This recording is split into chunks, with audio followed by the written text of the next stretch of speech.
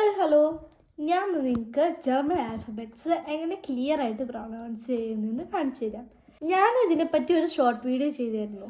പക്ഷെ ഷോർട്ട് വീഡിയോയിൽ അത്ര നന്നായിട്ട് എക്സ്പ്ലെയിൻ ചെയ്യാൻ സമയമില്ലാത്തത് കൊണ്ട് ഞാനിപ്പോൾ ഒരു വീഡിയോ എടുത്തിട്ട് നിങ്ങളോട് അത് കറക്റ്റായിട്ട് എക്സ്പ്ലെയിൻ ചെയ്ത് പ്രൊനൗൺസ് ചെയ്ത് കാണിച്ചു തരാം.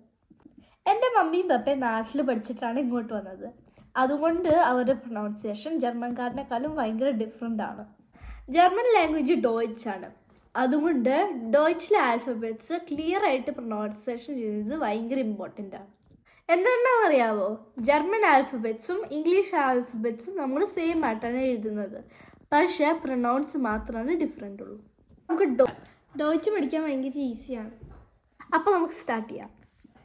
A, A, B, B, C, C, D, D, E, A. ഈ ഇംഗ്ലീഷ് ആൽഫബറ്റ് എനെ പോലെയാണ് ഉച്ചരിക്കുന്നത്. ഞാൻ ഒന്നുകൂടെ പറയാം. E, A, F, F, G, G, H, H, I, E. I English alphabet ഇനെ പോലെയാണ് ഉച്ചരിക്കുന്നത്. ഞാൻ ഒന്നുകൂടെ പറയാം.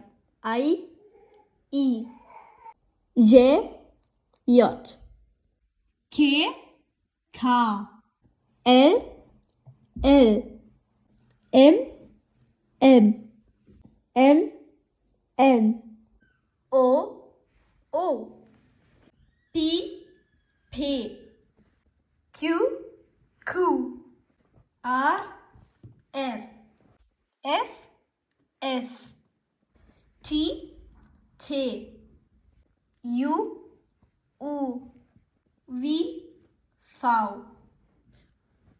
W, V, X, X, Y, Y, Z, Z.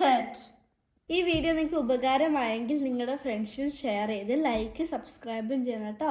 ഇത്രേ ഉണ്ടായിരുന്നുള്ളൂ. ഇനി ഞാൻ അടുത്ത വീഡിയോയിൽ ജർമ്മൻ വവൽസിനെ എക്സ്പ്ലെയിൻ ചെയ്യാം. Tschüss.